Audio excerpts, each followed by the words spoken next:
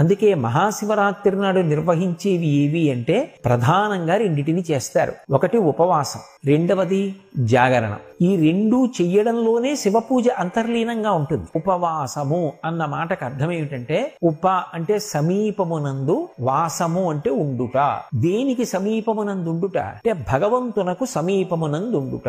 నేను ఇలా కూర్చున్నాను అనుకోండి, నాకంత దూరంలో కూర్చుంటే, ఒకరిక్కడ దగ్గరగా కూర్చుంటే, దూరంగా కూర్చున్న వాళ్ళకన్నా నాకు దగ్గరగా కూర్చున్న వాళ్ళు ఎక్కువ సమీపంలో ఉన్నారు. ఉపవాసము, భగవంతుడికి దగ్గరగా జరుగుతారు. ఎలా జరుగుతారు అంటే 5 జ్ఞానేంద్రియములను మార్చి మార్చి భగవంతుడి యందు ప్రవర్తింపచేస్తారు. కన్నుందనుకోండి, ఏదో కొంతసేపు భగవంతుని యొక్క రకరకాల మూర్తుల్ని చూస్తాడు. ఏదో కాసేపు దక్షిణామూర్తి స్వరూపాన్ని చూసి కళ్ళు మూసుకుని ధ్యానం చేస్తాడు. కాసేపు ఊర్ధ్వతాండవమూర్తిని చూస్తాడు. కాసేపు మహానుభావుడు నటరాజస్వామిని చూస్తాడు. కాసేపు లింగస్వరూపాన్ని చూస్తాడు. కంటితో మార్చి మార్చి మార్చి మార్చి భగవంతుని యొక్క రూపములను చూసి సంతోషిస్తాడు. కన్ను చూస్తుంటే మనసు కంటిని ఆధారం చేసుకుని ఆ భగవత్ స్వరూపానికి దగ్గరగా జరిగి కూర్చుంటుంది. కానీ ఒక ఇంద్రియాన్ని అదే పనిగా వాడితే మనసు విసిగిపోతుంది. ఎంతసేపు చూస్తాం అనిపిస్తుంది. అప్పుడు కంటిని వాడడం పక్కన పెట్టి చెవిని వాడతాడు. కాసేపు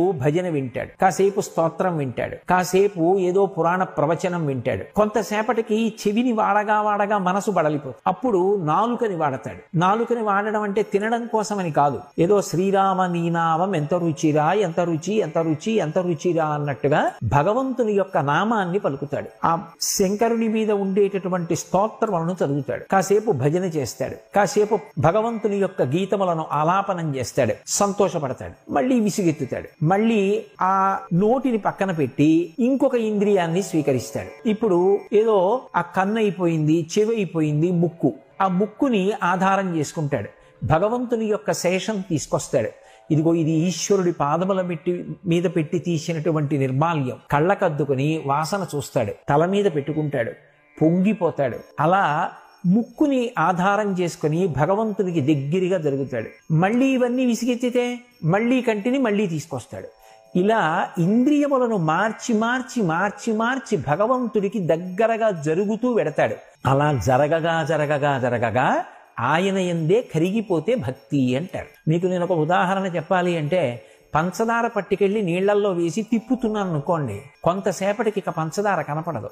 పంచదార గుణము నీటిలోకి వెళ్ళిపోతుంది, నీరు తీయగా అయిపోతుంది. కానీ పంచదార ఏది అంటే కనపడదు. అదే నేను ఒక రాయిని తీసుకొచ్చి నీళ్లల్లో వేసి తిప్పాను అనుకోండి, ఎన్నాళ్ళు తిప్పినా రాయి రాయే, నీళ్లు నీళ్లే. అలా కరగకుండా దగ్గరకి వెళ్ళే స్థితికి కామము అంటారు. కామము గట్టి పడిపోయేటట్టు చేస్తుంది. నాకిది కావాలి అని కోరుకుని ఒక వస్తువు నా చేత భోగింపబడాలి అనేటటువంటి ప్రయత్నంతో దగ్గరగా జరిగితే కామము ఘనీభవిస్తాడు. నాకే కోరిక లేదు, ఆయన యొక్క గుణములను అనుభవిస్తూ సంతోషపడిపోతాననుకుంటూ జరిగిన వాడు కరిగిపోతాడు. కాబట్టి భక్తిలో ఐక్యమైపోయేటటువంటి గుణం ఉంటుంది. కామమునందు ఘనీభవించేటటువంటి లక్షణం ఉంటుంది. కాబట్టి ఇంద్రియములను మార్చి మార్చి ఉపవాసం చేస్తే భగవంతుని యందే ఐక్యమైపోతాడు. ఇందులో విశేషమేమి అంటే, ఉపవాసము అంటే ఏమీ తినకుండా ఉండుట అని పక్కన ఒక నియమం చెప్తారు. ఏమీ తినకుండా ఉండుట అన్న మాటకు అర్థం, అసలు నోట్లోకి ఏమీ తీసుకోకుండా, కడుపులోకి ఏ పదార్థం చేర్చకుండా అని అర్థం చెప్పకూడదు. అది అశనము అవుతుంది. కానీ అలా అన్నారు కదా అని ఆ రోజు కూడా ప్రతిరోజు తిన్నట్టుగా తినకూడదు. ఎందుచేత అంటే ఇంద్రియములకు కడుపుకి ఒక గొప్ప సంబంధం ఉంటుంది. నేను కడుపు నిండా తినేసాను అనుకోండి, వెంటనే కనురెప్ప పడిపోతుంది, నిద్ర వస్తుంది. అదే సాత్వికమైన పదార్థం కడుపులో పోసాను అనుకోండి, ఏదో ఒక్క గ్లాసుడు పాలు తాగాను, ఆ కాసిని పాలు తాగి భజన చేస్తూ కూర్చున్నాను అనుకోండి, కడుపు నిండిపోలేదు, కనురెప్ప పడిపోదు. ఇంద్రియములు సహకరిస్తాయి. ఇంద్రియములు సహకరించడానికి, శరీరం నీరసపడి పడిపోకుండా ఉండడానికి సాత్వికమైన ఆహారం, రజోగుణ తమోగుణ సంబంధం లేని ఆహారం ఏది ఉంటుందో అటువంటిది పరమ పరిమితంగా తీసుకుని భగవంతుని యొక్క గుణములయందు మునుక వెయ్యడానికి ఇంద్రియములను మనసుని సమాయత్తం చేసేటటువంటి ప్రక్రియకు ఉపవాసము అని పేరు. అంతేకాని అసలు తినడమా తినకపోవడమా అన్నది నిర్ణయించడం ఉపవాసం కాదు. ఎంత తిని భగవంతుని యందు అనురక్తం కావాలి అన్నదాన్ని జాగ్రత్తగా సమతౌల్య స్థితిని ఏర్పాటు చేసుకోవడం ఉపవాసం. ఈ ఉపవాసం మహాశివరాత్రి నాడు జాగరణం చెయ్యడానికి కూడా ఉపకరణం కావాలి. ఇప్పుడు ఉపవాసం అంటే భగవంతుని కన్నా దూరంగా ఉంటుందా ఉపవాసం? ఏమీ తినకుండా కూర్చుని అక్కర్లేని పనులన్నీ చేస్తూ కూర్చుంటే ఉపవాసం అవుతుందా? అవదు. పాలెందుకు తాగి కూర్చున్నావు అంటే ఏదో అక్కర్లేని విషయాలన్నీ మాట్లాడడానికి కాదు, ఆ రోజున ఇంద్రియములను మార్చి మార్చి భగవంతుని యందు మగ్నం అవడానికి. అది ఉపవాసం. ఇప్పుడు అసలు భగవంతుని యొక్క పూజ ఉపవాసము రెండు వేరుగా ఎందుకయ్యాయి? ఉపవాసం ఉండి పూజ చేయండి అన్న మాట ఎలా వస్తుంది? ఈ పూజ చేసేవారు ఉపవాసం చెయ్యక్కర్లేదు అన్నమాట ఎలా వస్తుంది? రెండూ అసందర్భమే.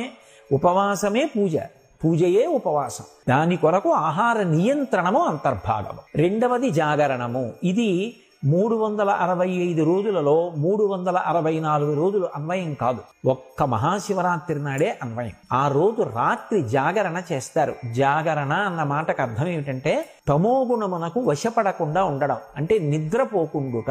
నిద్రపోకుండుట అన్న మాటకు అర్థం కేవలం నిద్ర రాకుండా ఉండడం కోసమని మనసుకి ఎటువంటి ఉత్ప్రేరకాన్ని ఇవ్వాలో అటువంటి ఉత్ప్రేరకాన్ని ఇచ్చి తెలివిగా ఉండడం మాత్రం కాదు. నేను జాగరణ చేస్తున్నానండి అని చెప్పి వేదం ఎటువంటి పనులు చెయ్యకూడదని చెప్పిందో అటువంటి పనులు చేసి నేను తెలివిగా ఉన్నాను కాబట్టి నేను జాగరణం చేశానా అండి అంటే కుదరదు. జాగరణము అన్న మాటకు అర్థం ఏమిటంటే లోకమంతా నిద్రపోతోంది, అంతా నిద్రపోతోంది అన్న మాటకు అర్థం ఏమిటి?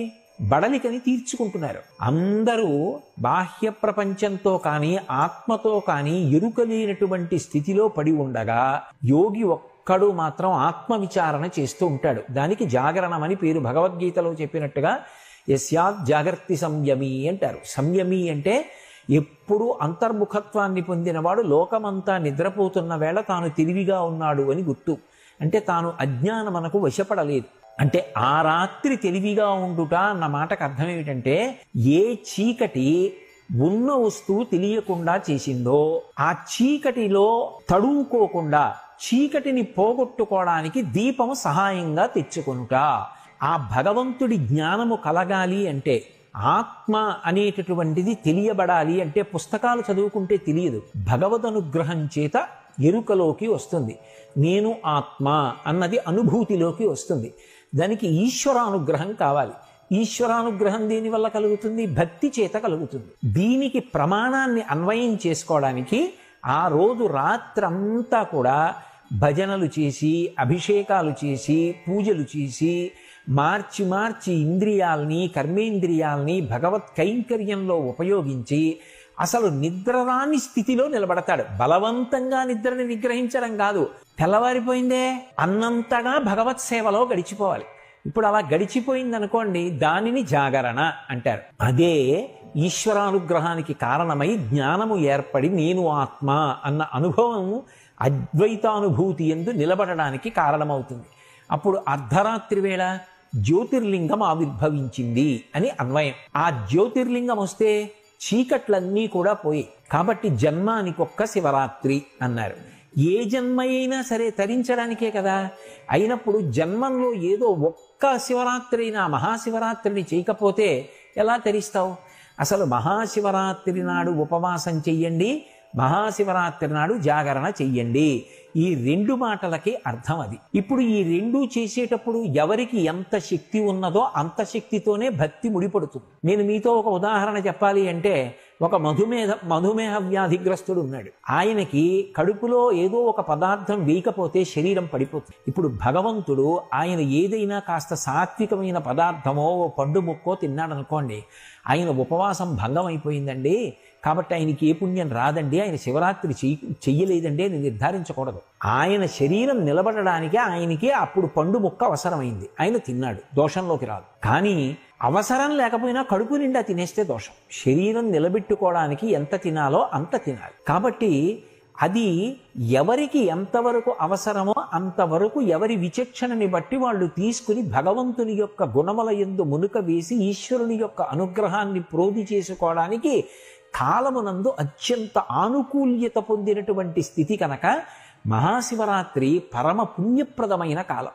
ఒక్కొక్క కాలమునందు ఒక్కొక్క రకంగా ఈశ్వరానుగ్రహం వెదజల్లబడుతూ ఉంటుంది. మహాశివరాత్రి నాడు చేసేటటువంటి ఉపాసన కొన్ని కోట్ల జన్మలకి సరిపడగలిగినంత అనుగ్రహాన్ని ఈశ్వరుడు వెదజల్లేటటువంటి కాలం.